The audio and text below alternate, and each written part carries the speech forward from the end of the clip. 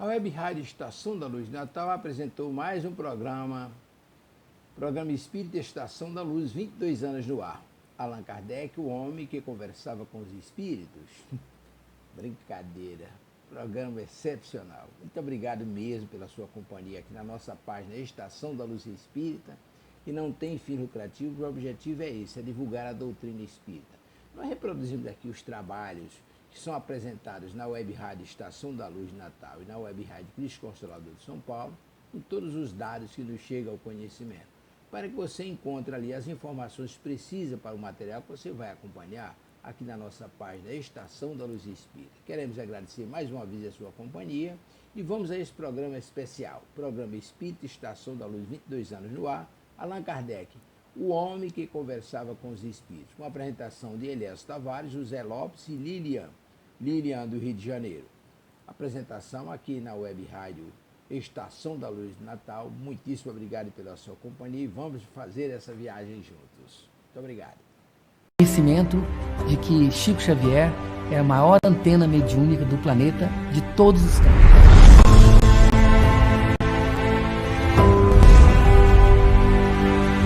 Tem muito ainda dessas grandes mensagens que ele trouxe para a gente compreender. Esse contato dele com os espíritos não era só na reunião, era lá tomando café, a gente até já sabia, quando ele olhava assim para cima, pronto. Ele literalmente vivia em dois mundos. É o resultado de um trabalho, de realmente incorporar aquilo como um propósito para servir ao semelhante. Eu fico me perguntando o que ele não fez de forma plena. Nas universidades da Austrália, da Nova Zelândia, ele já tem centro acadêmico com seu nome. Eu acredito que o Chico Xavier possa ser a reencarnação de Allan Kardec.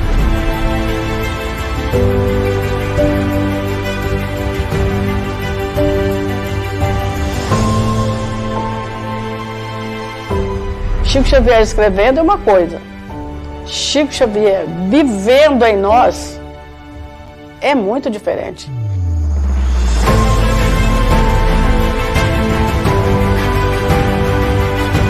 O amor exalava espontaneamente dessa personalidade admirável Chico Xavier.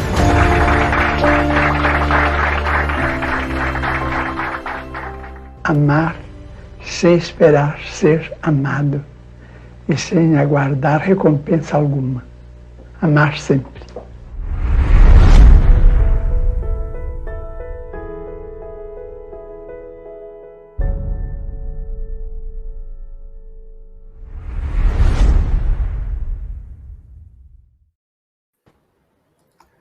Muito boa noite, meu amigo, minha irmã. Que felicidade, que coisa linda, divina e maravilhosa. Nós estamos aqui pela Web Rádio Estação da Luz, sua rádio que emana paz aqui de Natal para todo o planeta Terra. E sendo 19 horas em Natal, é o horário do programa Estação da Luz, 22 anos no ar, caminhando aí já para o 23º. E aí, essa quinta-feira, nesse programa especial, nós estamos fazendo um preito de gratidão ao nosso querido Allan Kardec, que segunda-feira passada reencarnou, faz 218 anos, mas reencarnou aqui no planeta Terra e trouxe a novidade do Evangelho do Cristo através da ótica espírita. E para fazer o programa conosco hoje, nós temos a presença da Lilian, de São Paulo, e do Zé Lopes, do Rio de Janeiro. Então, estamos aí com as duas maiores cidades, né, do nosso país, representando aqui, e o Nordeste querido aqui através de Natal. Então, primeiro as damas, me perdoe, meu amigo Zé Lopes, mas primeiro as madames queridas, é lógico. Boa noite, Lilian. Muito obrigado. Você acabou de fazer o Evangelho por Emmanuel e já está aqui conosco de novo. Muito obrigado. Sucesso, luz e paz. Imagina, não por isso. Maravilha. Zé, e aí, como é que está você? Parou de chover aí no Rio, querido? Aqui na nossa região tem chovido pouco. Andou nublado, mas está ventando bastante agora, mas não tem chovido muito, não. Tá maravilha. E bom estar com nossos irmãos internautas aí, com a Lilian, com você, que possamos, inspirados pelos bons espíritos, falar desse grande trabalhador, Allan Kardec, não é isso? Maravilha. E aí, ele sempre recomendava que toda reunião a gente começasse com a prece e com a leitura do Evangelho, para que a gente pudesse ter esse intercâmbio mais forte com o plano espiritual, porque cada reunião, cada possibilidade que a gente faz dentro de uma casa espírita é um intercâmbio mediúnico. E aí, meu amigo, eu vou solicitar a Lília que faça a prece, né? Por favor, que a gente possa aí abrir as nossas possibilidades evolutivas. Querida. Combinado. Então, vamos lá. Vamos, então, nesses momentos de muita sintonia, de muito amor, elevar o nosso pensamento até o alto, pedindo que o Mestre Jesus nos ampare, nos proteja, que os amigos espirituais também estejam aqui ao nosso lado, inspirando a nossa mente para que aquilo que a gente converse hoje chegue e cale fundo em nossos corações, que possamos aproveitar esses momentos da melhor maneira possível, levando essa mensagem para todo esse nosso querido país. E assim vamos iniciar, então, essa nossa conversa de hoje. Graças a Deus. Maravilha, muito bonito, perfeita prece. Meu amigo, o que você preparou aí com real carinho do Evangelho segundo o Espiritismo? Preparei, então, para hoje, preparamos, né, que a gente nunca está sozinho, como você mesmo falou, o capítulo 6º, Cristo Consolador do Evangelho segundo o Espiritismo, o item 3, que nos diz assim: o Consolador prometido. Se me amais, observai os meus mandamentos, e eu rogarei a meu Pai, e ele vos enviará um outro Consolador, para que fique eternamente convosco. O Espírito de verdade, que o mundo não pode receber, porque não vê, e porque não o conhece. Vós, porém, o conhecereis, porque ele ficará convosco e estará em vós. Mas o Consolador, que é o Santo Espírito que o meu Pai enviará em meu nome, vos ensinará todas as coisas e vos fará recordar tudo o que vos tenho dito. Está no Evangelho de João, capítulo 14, versículos 15, 17 e 26. Maravilha. E agora acabou de chegar a nossa querida Doris, também fez o programa Evangelho por Emmanuel toda quinta-feira. Boa noite, menina. Como é que está você? Tudo bem? Isso aqui, eu sei que a Liliana você conhece desde a juventude, desde o século passado, mas o Zé Lopes, né? De outras vivências. De Volta Redonda, né? É uma alegria conhecê-lo, José.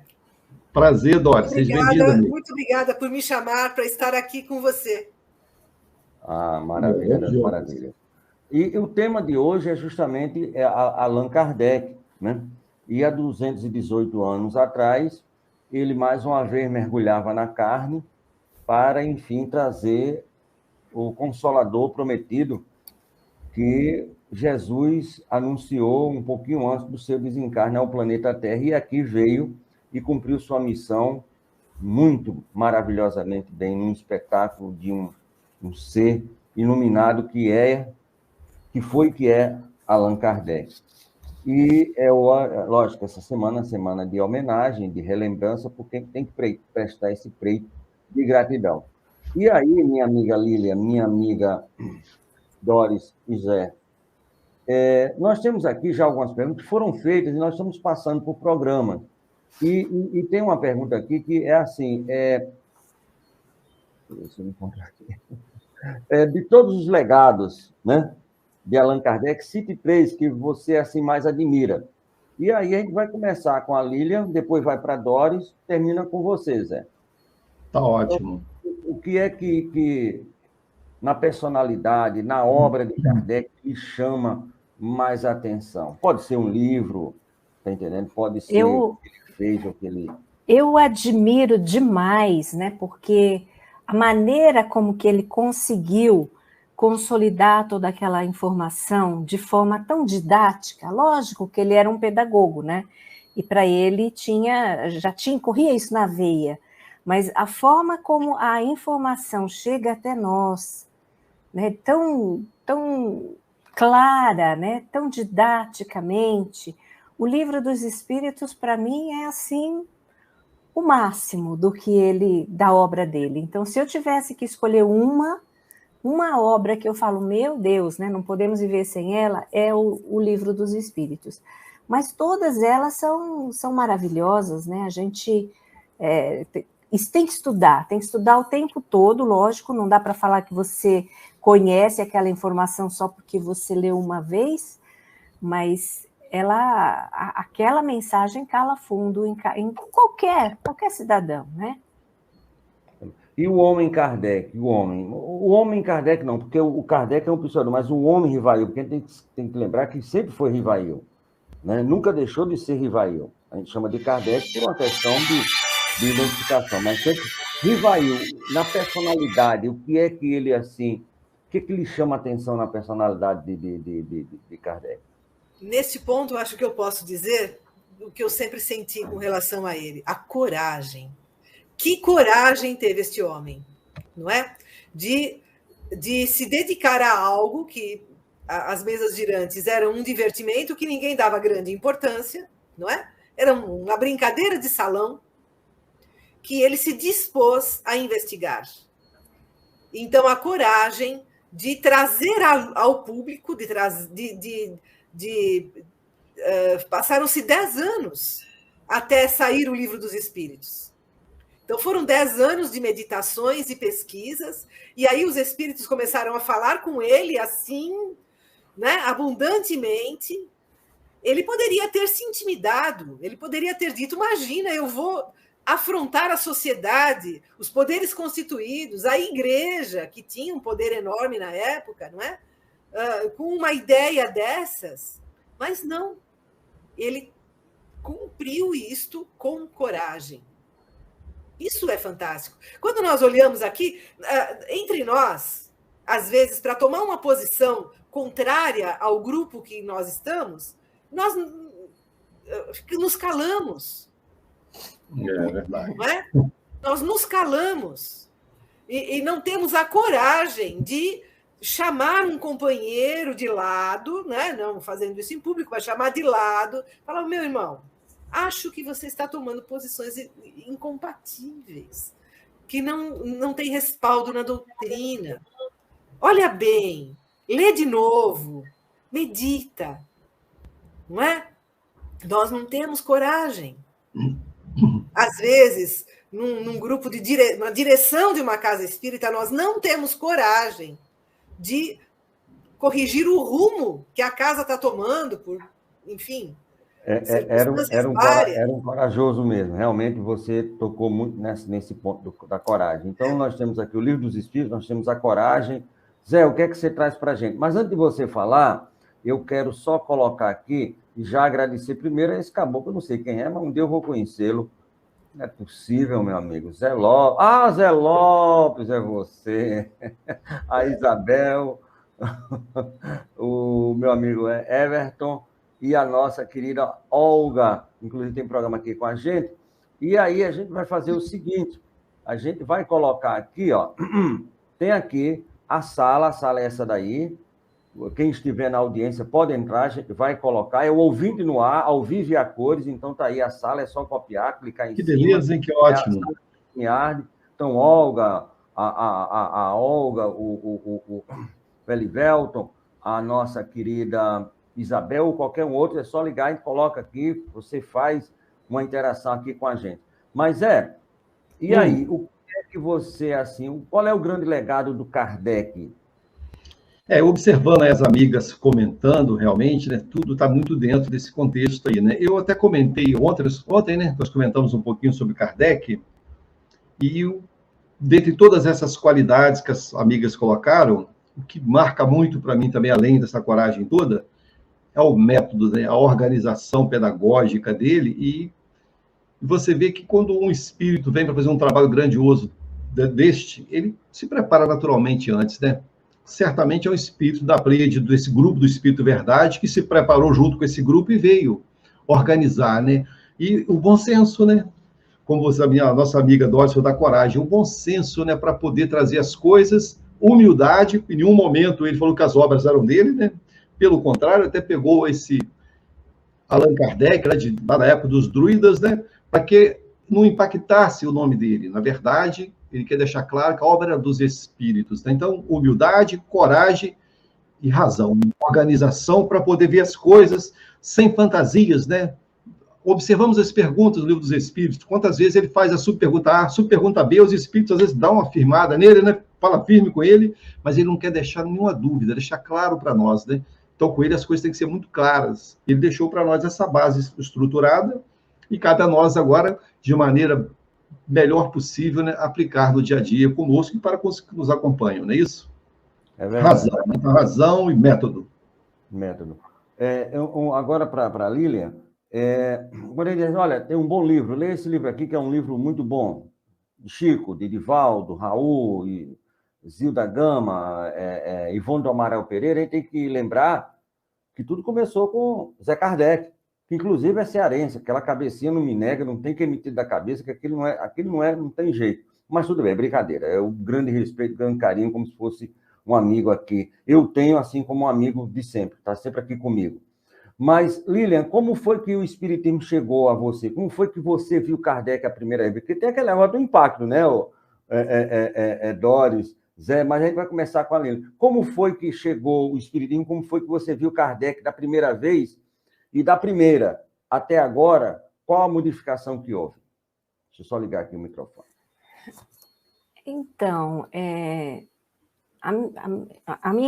o meu contato com ele foi desde pequena, né? Então, a única coisa que eu gostava demais é porque eu li aquelas respostas no Livro dos Espíritos, parecia que aquilo lá preenchia aquilo que eu acreditava, né? Aquilo que, de alguma forma, eu tinha dentro de mim que não é possível, tem que ser isso mesmo.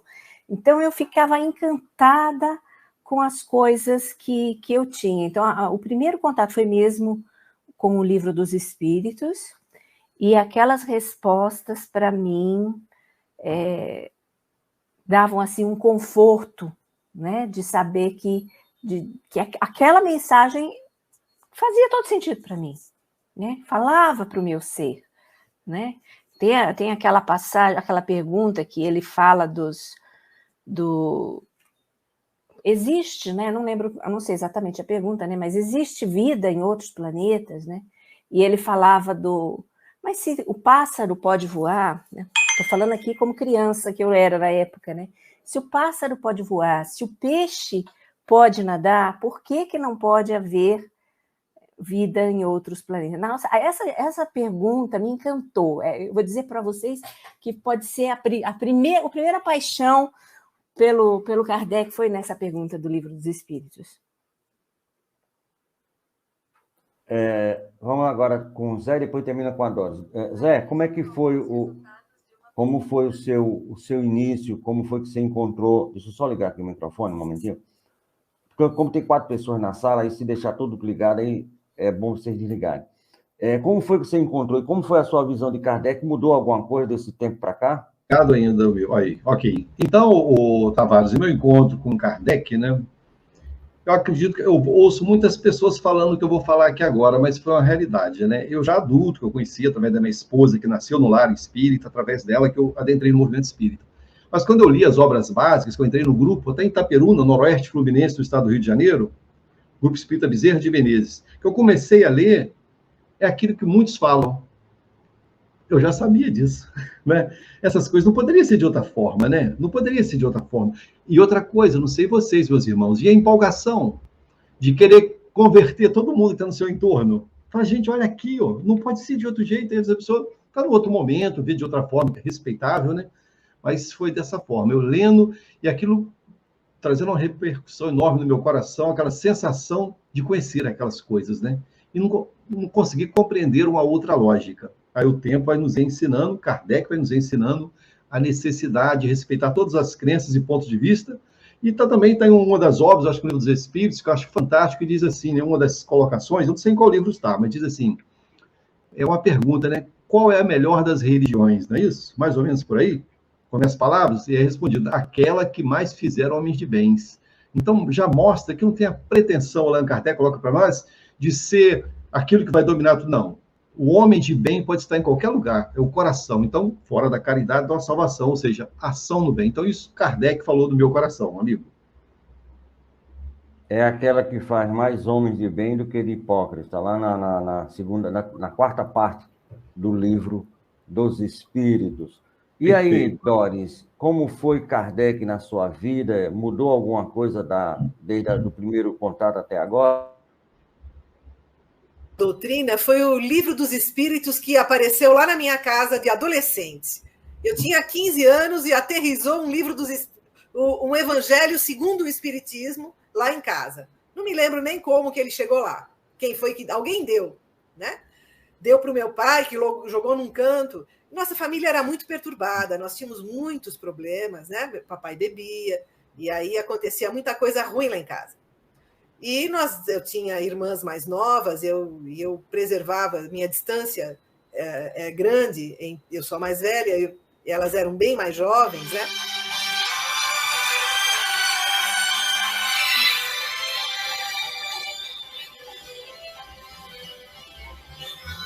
Desculpa, eu precisei desligar o telefone aqui que está insistindo.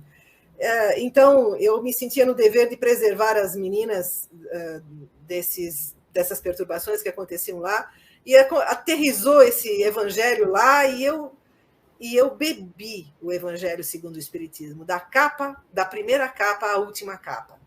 E eu encontrei respostas consoladoras. O Livro dos Espíritos, aliás, o Evangelho segundo o Espiritismo, foi o meu único livro espírita durante alguns anos, porque entre esse momento, eu tinha 15 anos, até eu começar a frequentar a mocidade espírita, aos 18, 19 anos, né? Esse tempo que passou aí, eu só tinha o Evangelho lá em casa, e ele foi intensamente lido e trouxe consolações. E quando eu cheguei na mocidade espírita, um grupo onde eu encontrei a Liliane, a Helenice, o Davidson, que são pessoas que militam aqui na rádio, né?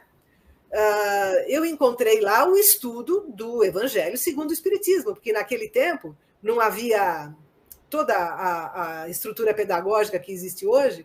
A estrutura de estudo da mocidade era o índice do Evangelho segundo o Espiritismo, né? E eu cheguei no início do ano, onde estava se começando a estudar o capítulo 1. E aí, então, nos estudos em grupo, a gente começou a evoluir. E de lá para cá, passados esses, já vão mais de 40 anos, né? Agora nós estamos de novo em grupo, com o mesmo grupo, estudando de novo o Evangelho segundo o Espiritismo, nos domingos à noite, num grupo que nós temos de Evangelho à noite, no nosso antigo grupo, que começou lá na pandemia para suporte de todos nós. Muito bem, mas já não é mais a juventude espírita, né? Não. Com todo respeito, já não é mais a juventude. Não precisa ser tão maldoso, né, Tavares? Olha, jovens há mais tempo. É que vocês não deixaram eu terminar o negócio. Jovens há mais tempo. Jovens há mais tempo. Muito bem. Mas o Elivelto, ele falou mais ou menos algo muito parecido com você. Ele disse o seguinte: conheci Allan Kardec em um momento de muita dor. E aos poucos a leitura, primeiramente, do Evangelho segundo o Espiritismo, foi abrindo a minha mente, né? E foi explicando mais ou menos as causas das dores, e aí foi um grande bálsamo. Mas quem vê assim a obra de Kardec, já pronta aquele negócio, você lê ali, pá, chega, tá, o índice, né, a gente vai pelo índice, hoje tem o ESD, não sabe o trabalho, o suor, né? Não foi assim. Porque quando ele chega lá, pergunta ela me emociona, porque ele não perguntou quem e o quê, mas é que está tudo pronto. Agora, imagina aquilo sem estar pronto, de saber se aquela mensagem era real, saber se aquilo não era uma obsessão, de saber se aquilo não era enganado. Olha o trabalho hercúleo. Incrível da razão, né? Muito complexo. Do seu Allan Kardec. É por isso que eu acabo disse que aí era o bom senso. E aí nós temos uma pergunta... que é justamente alguém que ajudou muito Kardec. Deixa eu só ver aqui, o que é que vocês acham dessa pessoa que eu acho... tá aqui. Que eu acho que foi o braço direito, o braço esquerdo, o coração, a cabeça e mais alguma coisa. E estava encarnada, né? Então, a Isabel, ela pergunta assim, qual a importância da senhora Kardec, de Amélie Baudet, para a realização da obra, que a gente fala muito no Kardec e não fala dessa mulher extraordinária, que se não fosse ela ali, né, fosse alguém que não fosse do métier, com certeza não conseguiria. Foi 14 anos, quase 15, Ele conseguiu fazer isso tudinho, viu? Agora, Liliane, você sabia que quando Kardec estava lá, ele usava principalmente o Telegram, o WhatsApp, usava drone, o Facebook. Nossa, e com esses recursos, hein? Você consegue... Não dá para imaginar como que ele conseguia, né, trabalhar toda essa informação, né, e consolidar tudo isso. É uma mente muito privilegiada. Agora, a esposa dele, lógico, né?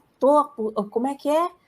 Não tem como ter um grande vulto se não tiver aquele braço direito feminino ali, dando esse suporte, aquela alma realmente que veio completar toda essa missão de Kardec, né? Que maravilha, né? Que deve ter sido para esse casal conseguir estar ali junto, né? Trabalhando, porque os dois eram muito cultos também, ela também muito inteligente, e ajudando nessa forma, e na própria ajuda financeira, né?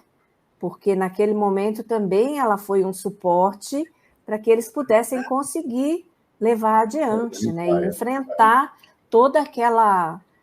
Não foi fácil, né? Enfrentar como a Doris comentou, né? Toda aquela antagonismo que surgiu na sociedade que eles tiveram que enfrentar. Se não tem um ali para ajudar o outro, acho que não teriam conseguido realmente. Você imagina que ao começar a redigir tudo isso, não é? E a publicar, ele perdeu as aulas, ele ficou sem trabalho, não é? E aí vamos viver de quê? Né? Já viviam modestamente.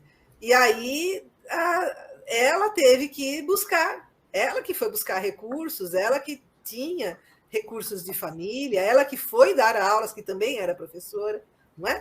Ela que trouxe os recursos que mantiveram a vida funcionando até o desencarne dele, não é? Por quê? Depois o trabalho absorveu todo o tempo dele. Ele chegou a receber mais de 1000 cartas por mês, que ele respondia uma a uma. Tudo à mão, sem WhatsApp, né? Sem Telegram, sem computador. Sem copy-paste. Tudo à mão e com a luz de velas, não é? Absorvendo a fumaça, prejudicando os pulmões, prejudicando os olhos para trabalhar à noite, com a luz mortiça de uma vela. São dificuldades que a gente não imagina hoje como são. E ele construiu tudo isso, e com a senhora Denizar ali, segurando a onda, não é? Nos bastidores, sustentando a família e mantendo tudo funcionando para que o trabalho saísse. Isso não tem preço. Atrás de um grande homem, há sempre uma grande mulher. Era justamente isso que eu ia perguntar. No caso da Amélia, eu acho que ela estava na frente puxando a gravata, porque senão ela deve ir para frente. Não é isso, querido Zé? Eu estou lembrando de um texto. Antigamente se falava assim que não pode mais, né? E está certo, né?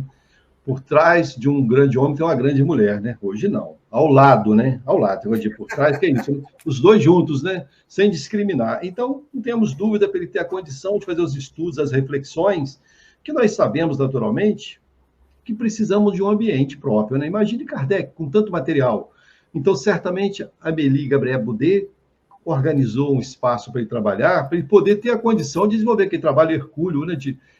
Depois entrou a Revista Espírita, para ele não ter que responder todas as cartas, né? Para poder aliviar, mas ele tinha que ter esse suporte. E a espiritualidade, certamente, enviou para que ele conhecesse no tempo certo quem seria sua esposa, um pouquinho mais velha, muito centrada, e deu as condições para o codificador trazer para nós a doutrina. Então, sem dúvida, se fala muito pouco dela. Realmente, a doutrina espírita precisa de despertar a senhora Kardec para nós, né? Sem dúvida, trazer para nós... Uma grande companheira de trabalho, não é, José? Ficou muito invisível, né? Ficou muito invisível no movimento espírita.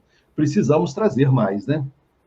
É real. E aí a Olga diz o seguinte, conheci Kardec indo à Federação Espírita do Rio de Janeiro, buscando ajuda para uma cunhada, bendita cunhada, minha amiga, bendita, e veio morar na minha casa e teve um processo obsessivo. Passei a estudar primeiro no CELD, ela fala aqui, né, que é o Centro Espírita Leon Denis, e aí ela ficou curada da obsessão, mas nós ficamos aqui com a Olga Feitosa para esse doce de criança, esse doce de maravilha, né? E ela também diz o seguinte: ouvi dizer que ao lado, assim, é lado, é lógico, ao lado, puxando, senão acabou empurrando o cabo. Quando está atrás, meu amigo, está empurrando o cabo para o cabo não. Mas era assim, jogar para frente, né? Você prometeu. Mas aí a Doris falou uma coisa de coragem, e eu queria trazer, primeiro com o Zé, depois a Doris e finalizando a Lília. Antes dele começar a trabalhar na doutrina de fato de direito, Kardec era realmente um bom senso, era uma pessoa muito centrada. E ele, naquelas reuniões, os espíritos começaram a falar: você tem uma missão, você vai ser chefe disso, daquilo. Ele, epa, calma que isso aí não vai dar certo, como é que é? Aí fez a pergunta, o Espírito de Verdade respondeu. Isso está lá no livro Obras Póstumas, né? Na segunda parte. E aí ele faz a pergunta e o Espírito diz: olha, realmente é. E é uma carta que 10 anos e meio depois daquela carta recebida, que ele faz a publicação, e ele diz: ipsilit, tudo que o Espírito diz que iria ocorrer de traição, de libelos falsos, de testemunhos, de tudo, aconteceu, né? Só não aconteceu uma coisa. Eu vou dizer para vocês, Doris, Lília e meu amigo José, na segunda linha, e ele diz assim: olha, isso tem uma coisa, se aceitar, vai viver menos, porque se não aceitar, vai viver mais. Amigo, olha só, hein? Então, se você não aceitar, tem um cabo aqui já para substituir. Mas se eu falhar, e se eu falhar? Né? Então, pode ficar com a sua doutrina, chama o segundo colocado que eu vou me embora. Eu faria assim. Então, é por isso que eu falo da coragem. Vai viver menos. Doris, e você, Zé, e depois a Liliana, dessa carta, porque é uma carta bombástica. Para mim, a primeira carta consoladora. Olha que carta consoladora. Quando você lê e diz assim: esse homem aceitou isso depois de saber de tudo isso, ele aceitou. A própria saúde ia ser abalada. Deixaria para trás, não é isso, querido? Vamos lá. Então, ele aceitou, e aceitou de coração. Por quê? A proposta era absolutamente fantástica que lhe era feita, não é? Era trazer o conhecimento novo e trazer lucidez para a questão religiosa. A questão religiosa ele já vinha lidando com ela lá atrás, enquanto professor, nas escolas onde ele trabalhou, não é? Onde a questão religiosa interferindo na educação dos meninos, com ordens que vinham combatendo a lucidez que ele queria, o raciocínio que ele queria que os meninos desenvolvessem, né? Então ele já vinha enfrentando isso. E quando essa proposta chega para ele, encontra um coração já desiludido com o ambiente cultural e religioso do seu tempo, absolutamente aberto para o novo, não é? Então ele abraça a missão com coragem, mas ele foi informado por essa carta que nada seria fácil, né? Ele sabia que nada seria fácil, e ainda assim, com coragem, ele assume o compromisso. Isso é para grandes almas, né? Grandes almas preparadas.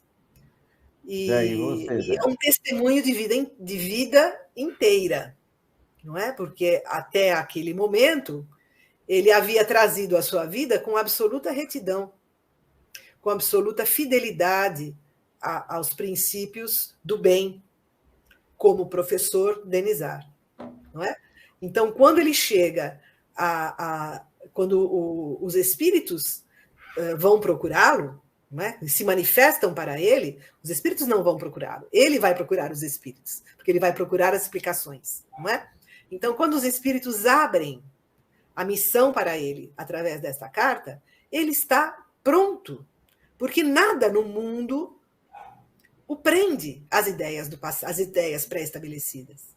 Ele estava plenamente convicto de que eram ideias que ruiriam, como de fato ruíram, não é? Então, ele estava pronto e abraçou, com uma coragem que talvez nenhum de nós tivesse diante das dificuldades que estavam anunciadas, não é? Enfrentou as dificuldades com todo espírito de prontidão, né? E de luta para trazer o novo. Mas todos aqueles que vieram trazer o novo sofreram barbaridades nas mãos da sociedade dos seus tempos. Não escapou um, né, Doris? E aí, Zé? É interessante, né, Doris? Falando isso, lembra exatamente, eu ia comentar isso que você falou agora no final. A gente observa que os grandes missionários, aqueles que vieram dar grande testemunho à humanidade, não tiveram vida fácil, né?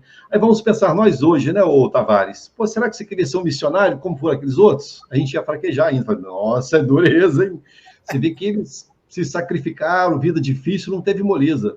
A gente muitas vezes encara hoje a fé, né? Kardec trouxe para o mundo esse raciocínio, né? Essa forma racional de uma fé robusta, mas não mostra para nós aquele berço de maravilhas, mostra a luta, trabalho, porque nós precisamos burilar o homem novo, né? Deixar aquele homem velho para trás, aí requer o quê? Renúncia, né? Esforço para largar os maus hábitos, né? Como está o livro dos Espíritos, né? O que nós não queremos é a dor, mas é o aguilhão que nos impulsiona ao trabalho do bem. E Kardec, quando ele fez todo esse trabalho, lá da pergunta da escala espírita, da 100, né, que desenvolve todas aquelas escalas de espíritos, olha que perguntas difíceis são aquelas e as que seguem. Como conseguir separar de um para o outro aquelas categorias de espíritos, as nuances, e a gente fica procurando ali onde eu estou. Tem um pouquinho disso aqui, um pouquinho disso ali, mas não tem isso aqui, né? Mostrando como é gigantesco. Que Kardec lançou ao mundo, né? Essa terceira revelação, mostrando para nós possibilidades novas e trazendo aos nossos corações, irmãos queridos, muito consolo, muito consolo. Aquele que hoje vive uma dificuldade física, uma limitação psicológica, intelectual, sabe que é um espírito imortal, ele se consola. Kardec, através dos espíritos, abriu para nós uma possibilidade enorme. Fala, não, eu hoje sei que as lutas existem, eu vou fazer o melhor possível, que eu sou um espírito eterno. Aquilo que eu não puder conquistar agora, conquistarei mais adiante. Só não posso me acomodar. Preciso ser resignado, ser dedicado. E Kardec, para essas leituras maravilhosas, abriu para nós essas possibilidades. E também, né, nos apresentou de maneira segura a sociedade do mundo espiritual, né? O livro do Céu e Inferno coloca para nós as relações com esse mundo espiritual, como nós chegamos do mundo espiritual, e ele separa de maneira didática as categorias de espíritos, né? Espíritos felizes, criminosos arrependidos, suicidas, e vai mostrando que a nossa consciência, ele deixou isso de maneira clara para nós, nos prende à nossa realidade espiritual. Então, o reino de Deus está dentro de nós, né? Ou seja, nós levamos para onde formos aquilo que somos. Então, a necessidade que os Espíritos nos alertam, Kardec deixou para nós, que os Espíritos colocou, né? Das mudanças, né? Conhece a ti mesmo, olhe para dentro de si, veja aquilo que não é bom e procure se deixar para trás. E colocou aquela frase monumental, né? Que é um dos pontos, uma das bases da doutrina espírita, né? Fora da caridade, nossa salvação. Ou seja, se ocupe com coisas úteis, que nesse momento que você está se ocupando com coisas úteis, os bons espíritos se ocupam mais de você. Ou seja, coloque a tua mão no trabalho do bem, brilhe vossa luz. Ou seja, no momento que eu começo a me enganjar em coisas melhores, eu mudo meus hábitos perniciosos de vincular a paixões, muitas vezes. Então, eu vou modificando pouco a pouco essa vibração, e bons espíritos procuram aqueles que querem se melhorar. Então, dessa forma, Kardec deixou para nós todo um material para nós crescermos juntos, meus irmãos. Maravilha. E aí, Lilian? Deixa só a Lilian falar, depois você volta, por favor. Diz, Lilian. Não, é que, lógico que a gente tem a certeza absoluta que ele é um espírito muito avançado, né? E como um espírito já com essa missão, ele veio para cá já com essa semente dentro de si. Então, podiam mandar qualquer tipo de informação, né, falando, cuidado, vai ser assim. Ele ia ter a coragem, porque a missão que ele veio para cumprir já estava dentro dele, já estava ali, né, crescendo dentro dele, já veio do plano espiritual assim. E, claro, com certeza para nós seria muito difícil, mas há quantos anos ainda estamos nesse desenvolvimento, né, intelectual, espiritual, que esse ser veio nos brindar, não é mesmo? É real. Verdade, Doris, você vai falar, mas aí eu tenho uma pergunta que vai ser ele bota aqui para o Zé, mas aí eu vou perguntar a você e o Zé arremata e fecha com a Lília. E você fala o que você gostaria de falar. O Zé o Everton, né? Ele pergunta o seguinte, como vocês todos avaliam a importância de Allan Kardec para o rumo do cristianismo no mundo? Você faz aquele comentário, Dóris, que você queria fazer, responde essa pergunta, passando para o Zé, e depois terminamos aqui com a Lília. Aquilo que eu queria falar vem de encontro à pergunta. Antecipa um pouco essa pergunta, nessa resposta. Porque o que eu queria lhes dizer é que há uma obra, a obra talvez menos conhecida, menos estudada, né, pelos espíritas em geral, do Pentateuco, é o Céu e Inferno. Não é? Mas esta obra tem um capítulo fundamental, que é o direito penal da vida futura. Código Penal da Vida Futura. Código Penal da Vida Futura. Muito Código bom. Penal da Vida Futura. Onde ele estabelece, através da observação das muitas mensagens coletadas nesses anos em que ele trabalhou, não é?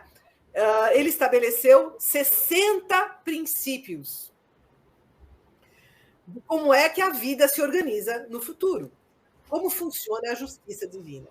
E esses 60 princípios podem ser resumidos em 3. Quem fez esse resumo não fui eu, não. Foi o nosso ilustre palestrante Haroldo Dutra Dias, né? Que é um jurista também, e ele pegou este Código Penal da Vida Futura e o destrinchou para nós, leigos, né? Menos estudiosos do assunto, e facilitou esse assunto para nós, estabelecendo esses princípios em 3 aspectos.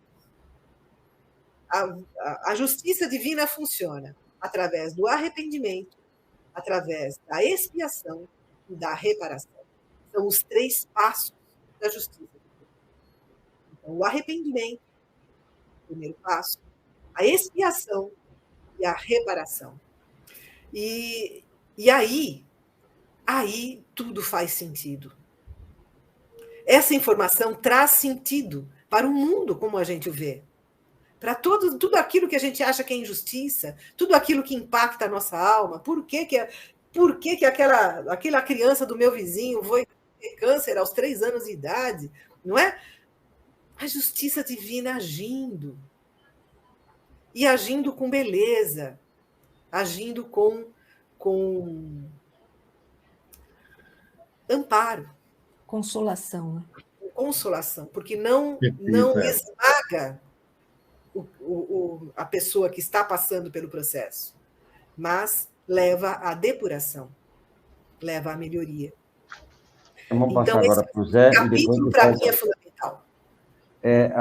Passa aí para o Zé e depois para a Lilian, por favor. Ok. Então, dentro desse pensamento, a importância de Allan Kardec, né, para o mundo, né, sem dúvida, conforme a Doris falou, coloca para nós trazer uma fé raciocinada, nos ajudar, que nós ainda não estamos libertos ainda das lutas do passado, das fés que professamos no passado. Por mais que nós falemos, eu sou espírito imortal, mas nós ainda pensamos muito fortemente na única existência. A gente olha para dentro de nós mesmos, nós ainda somos muito presos nisso. E muitas vezes nós nos policiamos e nos observamos fazer certas promessas que não estão dentro da razão, né? Colocando Deus como quem sei, que temos que acender certas velas, com todo respeito aos nossos irmãos que acendem, mas certas penitências, mas mostrando que as mudanças morais, a modificação interna. Então, Allan Kardec trouxe uma fé raciocinada, né? Que Deus, que é justo, bondoso, não ia impor a nós, criaturas falíveis, certas situações. Quando ele nos falou, por exemplo, do perdão que Jesus apresentou para nós, né, como mensageiro direto, né? A necessidade do perdão das ofensas, se colocar no lugar do outro, mostrou que nós precisamos olhar o outro como olhamos o irmão. Então, tudo isso nós temos que trazer para dentro de nós. Então, Allan Kardec lançou essa fé raciocinada, esse corpo de filosofia, de ciência e de religiosidade, para que nós pudéssemos fazer os questionamentos filosóficos. Mas por que isso é dessa forma? E Kardec coloca para nós, por seu bom senso reencarnado entre nós, né, encarnado entre nós, ele trouxe para nós a necessidade da conversa, do debate. O debate não de briga, né? O debate de ouvir uma colocação, por exemplo, da Liliane, da Doris, do Tavares, e mesmo que eu não concorde, a gente trazer para um crivo de discussão saudável, de aprendizado. O que eu posso aprender com a Lília, com o Tavares, na troca? Então, Kardec muito bem fez isso. Aceitava os questionamentos Tanto é quando ele colocou a primeira edição do Evangelho, né? Imitação do Evangelho, que os companheiros, junto com ele que o ajudavam, deram sugestão de mudar aquele tema. Hoje, o Evangelho segundo o Espiritismo, mostrando que é um bom senso, mas que precisa da humildade. Ok, Tavares? Lília? Então, eu acho que Kardec, concordo perfeitamente com o que vocês comentaram, e ele, além de tudo, trouxe essa luz para as mensagens de Jesus, que a igreja, né, estava deturpando muito. Não tinha muita coisa que era assim imposta. E aí, aqueles pensadores mais críticos acabavam, talvez, se afastando dessa formalidade que a igreja colocava nas mensagens de Cristo. Então, o Kardec traz assim uma nova visão, uma interpretação que não tem como dizer que a mensagem de Jesus ela é majestosa, né? Porque ela, no fundo, acabou se resumindo, né, nos 2 grandes mandamentos, né, de amar a Deus sobre todas as coisas e ao próximo como a si mesmo, que a Dori sempre comenta, né, é o tripé, você tem que amar a Deus, amar a si e amar ao outro.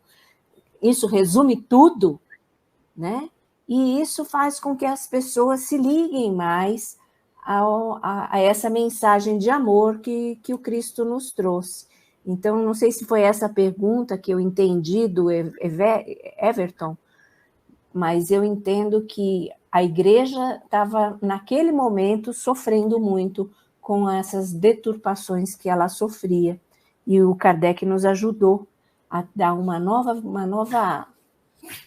olhar, né, à mensagem de Jesus. Maravilha. A gente só quer lembrar que é o capítulo 8 do livro Céu e Inferno, apenas futuras segundo o Espiritismo, e o Código Penal da Vida Futura é apenas 33 artigos, itens. O nosso querido Haroldo é que faz um estudo como jurista que é e aumenta, mas na realidade é 33. E aí eu quero a gente já ir para o finalzinho, porque a gente só está com 15 minutos, tem um programa agora, inclusive daqui a pouco eu já quero chamar a todos, porque é um programa que tem muito a ver com o Espiritismo. Deixa eu só fazer aqui, tirar aqui o programa Família, Amor e Adoção, quando o amor se chama adoção. Então, aqui tem uma ONG da nossa irmã Rejane Bruno e do Felipe, e vou entrevistar 2 meninas que optaram pela adoção, né? Quer dizer, um ato de amor maravilhoso de adotar aquelas crianças. Então, daqui a pouquinho, 8h10, a gente começa. E, para o final, Lilian, a Doris, depois fechando com o Zé. Qual a importância do Espiritismo hoje na sua vida? O que é que ele modificou? Desde aquela menina que pegou aquela pergunta e disse que tem vida em todos os planetas e tudo mais. Nossa, ele dá esse rumo para a nossa vida, né? É o consolo, é o trabalho, é você ter essa visão de todas essas dificuldades que a gente enfrenta na vida com um novo olhar, né? Com uma coragem, com uma força que eu acho que se eu não tivesse essa bênção, eu não ia conseguir ter chegado com essa tranquilidade que eu cheguei a essa idade, não é verdade? Então, lógico, o espiritismo, é só o espiritismo que resolve? Não, claro que não. Como acho que o José comentou, né? Toda religião que te faz uma pessoa melhor, tudo bem, ela é ótima, mas cada um se encaixa numa determinada mensagem que fala mais ao seu coração. E foi essa a mensagem que o Espiritismo trouxe para mim, né? Então, tem hora que a gente tem que calar, né? A gente sabe, porque quando a gente convive em sociedade com tanta diversidade de opiniões, a gente não pode querer impor a nossa religião, mas a mensagem, né? A essência do Espiritismo você pode levar para a sua vida em todas as circunstâncias. É no trabalho, é na família, né, que tenha outras religiões, pessoas de outras religiões, nas amizades. né? Então, a essência do Espiritismo nos dá aquela fortaleza interior. Maravilha. Pelo adiantado da hora, Doris, depois o Zé para finalizar o programa. Eu só diria que o Espiritismo foi uma tábua de salvação para mim. Desde o primeiro momento, desde a primeira leitura do Evangelho segundo o Espiritismo e a vida inteira. Foi o meu refúgio, o meu centro, o meu eixo organizador ao redor do qual eu organizei toda a minha vida. E não fosse o Espiritismo, eu poderia estar batendo a cabeça na parede num hospício, né? Porque as perturbações de fundo mediúnico foram muito intensas na minha vida e a medicina não tem solução para isso, a não ser o hospício, né? E a gente conseguiu atravessar esses testemunhos, estas provas acerbas, difíceis nos seus momentos mais duros, e ali, o Evangelho na mão, nos orientando, nos dando rumo na luta diária. Maravilha. Perfeito. Então, com essa visão aí, o Espiritismo na minha vida, com certeza, me trouxe um equilíbrio, né? Uma certeza, uma consolação enorme. Saber que nós temos a ação de bons espíritos que Jesus coloca, né? Distribuído por todas as partes, nos reforçando, né, que não estamos sozinhos em momento nenhum, nos trazendo uma fé mais racional, nos libertando daquelas coisas do pecado, do castigo, então nos libertando para ter um raciocínio mais lógico, mas sempre nos lembrando, acima de tudo, da nossa responsabilidade, que nós somos os construtores do nosso amanhã. Estamos semeando hoje e fatalmente teremos que colher. Então, se não estamos gostando do que está chegando agora, vamos ter cuidado quando estamos plantando, né? Que teremos que fazer essa colheita. Então, na minha vida foi muito importante, tem me ajudado muito, graças a Deus. Maravilha. Nós temos aqui uma pergunta rápida e eu vou pedir a vocês para responder. Quando eu digo que sou espírita num grupo de trabalho ou na universidade, sou tratado como alguém que fica fora da fé cristã. De onde vem essa má impressão em relação à doutrina espírita? Eu vou ser bem franco, eu trabalho com vendas há mais de 30 anos. Meus melhores clientes são os evangélicos. E todos eles sabem que eu sou espírita. Eu também trabalho com vendas. Eu nunca fui. Olha, eu estou dizendo para você, até pode ser que amanhã alguém me trate muito mal, porque eu sou, mas nunca, certo? E irmãos até dizem, vou fazer porque se você começar a fazer sem vergonha, isso aí pronto, aí está tudo acabado, porque você tem que ter pelo menos um prumo, que eu vi lá os caras. Então, eu nunca tive, tá entendendo? Então eu não posso nem dizer, mas eu já sei de pessoas que assim, mas é aquele negócio, tem que respeitar. Perguntaram para a gente, por que o padre manda acender vela e o pastor não? Cada um faz o que é. Se é bom para você acender vela, acenda a vela. Exatamente. De manhã, de tarde. Se você não gosta, vai para o culto matinal, 5 horas da manhã, meus irmãos evangélicos saem daqui, eu vejo passando, fico morrendo de inveja, com coragem de ir, 5 horas da manhã, rezar. O meu amigo muçulmano reza 5 vezes voltado para a Meca, todos os dias. Meu irmão... Respeitável, né? Com certeza. Na sexta-feira não faz nada, porque está lá no terceiro mandamento, está entendendo? Então, a gente tem que respeitar. Se não vem, se não sai da gente, a gente tem que ficar muito tranquilo. Persistir no exemplo, né? Porque a hora que você mostra quem você é, né, os seus sentimentos, os outros vão começar a quebrar essa percepção de postura. Uma ovelha negra, sei lá, né, alguém fora do padrão. Você tem que persistir. Eu já ouvi muitos relatos, estou falando comigo, mas já ouvi algumas pessoas que têm isso, mas hoje está bem melhor. Seu Ismael Ramos das Neves nos contava, né, que para ser espírita aqui no início do século, aqui em Natal, Rio Grande do Norte, meu amigo, hoje está né, minha amiga Doris? Hoje está um verdadeiro mar de rosa, fala a verdade. Em relação verdade, um mar de rosa. Imagine lá no tempo de Chico, no início, deve ter sido dureza. Nós vimos que foi dureza, né?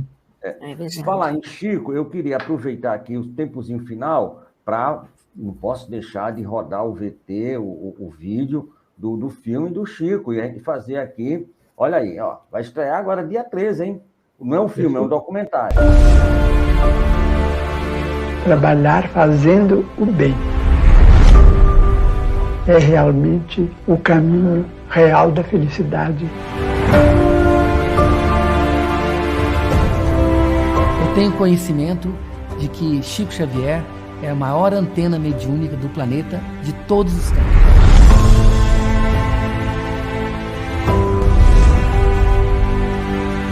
Tem muito ainda dessas grandes mensagens que ele trouxe para a gente compreender.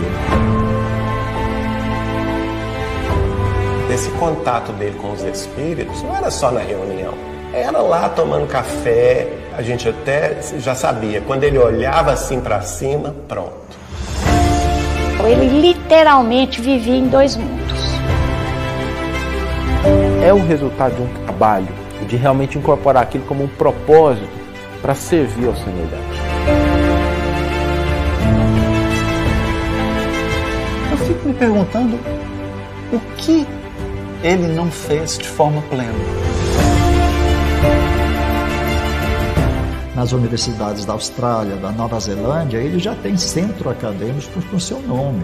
Eu acredito que o Chico Xavier possa ser a reencarnação de Allan Kardec.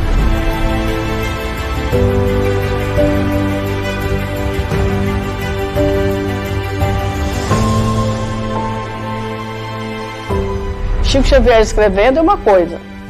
Chico Xavier vivendo em nós é muito diferente.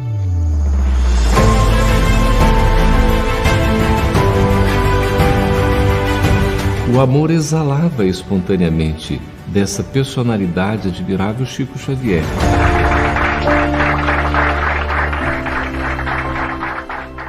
Amar sem esperar ser amado e sem aguardar recompensa alguma. Amar sempre.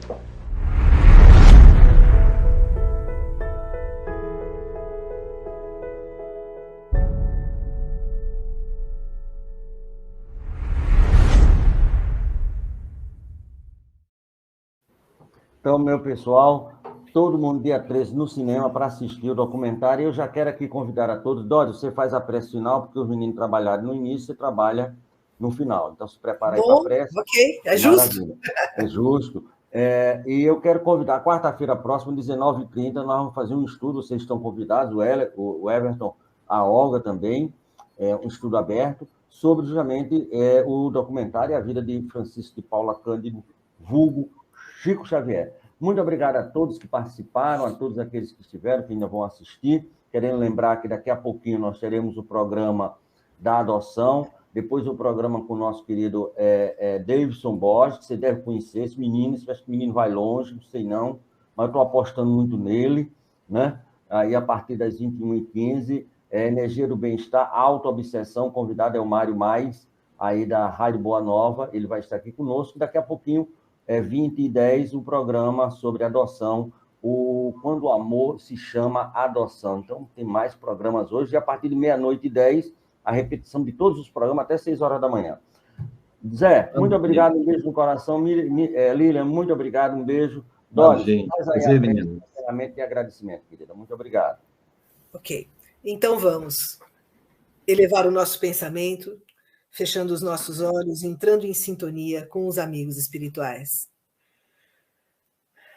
Jesus amado, derrama a tua misericórdia sobre nós, sobre este nosso planetinha sofrido. Derrama a tua luz sobre todos os cantos onde há conflito, onde há sofrimento, onde há dor, onde há medo. Permita, Senhor, que a luz abençoada do teu amor console aqueles que sofrem, consolem os doentes que estão acamados nas UTIs, em todos os hospitais. Permita que o teu amor infinito console o doente isolado em casa, console o idoso isolado. Permita que o teu amor infinito alcance cada criança que sofre. Permita que o teu amor fortaleça todas as famílias.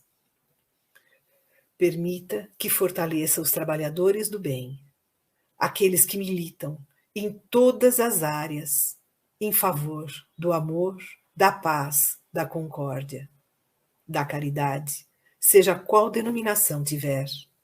Permita que o teu amor infinito, Senhor, fortaleça a nós também, que estamos na luta por também nos tornarmos melhores. Esteja conosco, Senhor, hoje e sempre. Graças a Deus.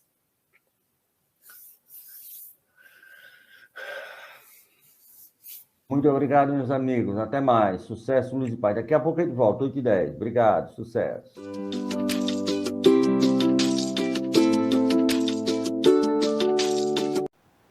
Chegamos ao final da nossa atividade. Muitíssimo obrigado mesmo pela sua companhia e espero você no próximo evento.